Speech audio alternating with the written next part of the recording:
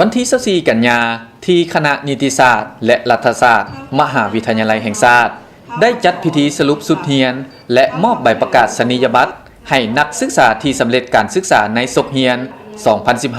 2015-2016 เป็นเกียรติเข้าร่วมโดยท่านพุทธสิมมารวงศ์รองอธิการบดีมหาวิทยาลัยแห่งชาติท่านเกตเกียรติศักดิ์รองรัฐมนตรีกระทรวงยุติธรรม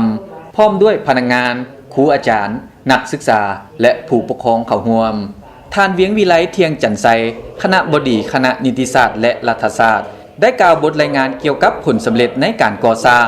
นักศึกษาระดับปริญญาตรีสุดที่ 18 และระดับปริญญาโทสุดที่ 5 ศกเรียน 2015-2016 ในนั้นมีนักศึกษาระดับปริญญาโท 44 คน หญิง 13 คน ปริญญาตรี 542 คน หญิง 203 คน ได้รับใบประกาศนียบัตรแดง 5 คน หญิง 5 คน และในจำนวนนี้มีนักศึกษาต่างประเทศ 7 คน หญิง 1 คน ปัจจุบันคณะนิติศาสตร์และรัฐศาสตร์มีทั้งหมด 5 สาขาวิชาเรียนคือ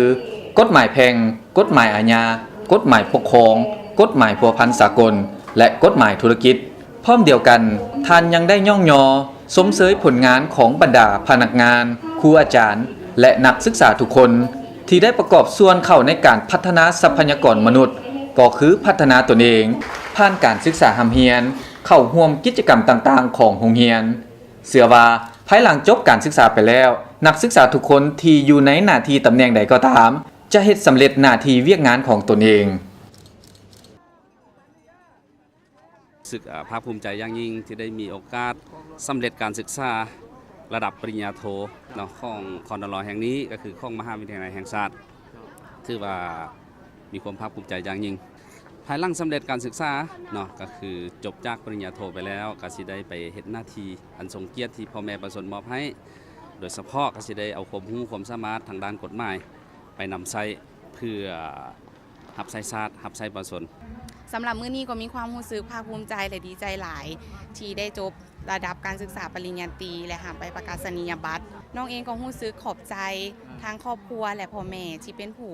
ให้การส่งเสริมและเป็นผู้ที่ให้กำลังใจตลอดเวลานอกจากนั้นก็ยังอยากจะขอบใจ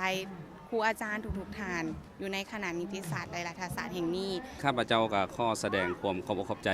มาอย่างบรรดาครูอาจารย์จากมหาวิทยาลัยแห่งชาติจากคณะนิติศาสตร์รัฐศาสตร์แห่งนี้ซึ่งว่าได้ซุ่มทุกสติปัญญาและก็เหือแหงเพื่อถ่ายทอดความรู้ความสามารถให้กับพวกข้าพเจ้าและก็ขอบอกขอบใจมาอย่างบรรดาเพื่อนมิตรสหายทั้งครอบครัวทุกๆคนที่ได้ซุ่มทุกสติปัญญาให้กำลังใจซุ่มถึนหอนให้ข้าพเจ้า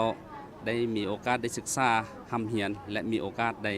สำเร็จการศึกษาในครั้งนี้การสำเร็จการศึกษาในมื้อนี้ถือเป็นมากผลอันยิ่งใหญ่และสำคัญสำหรับนักศึกษาทุกคนแต่นี่เป็นผลสำเร็จขั้นต้นของการเรียนขั้นมหาวิทยาลัยเพราะเป็นความรู้พื้นฐานทางทฤษฎีเท่านั้นในตัวจริงนักศึกษาทุกคนต้องได้นำเอาความรู้ความสามารถที่เรียนมา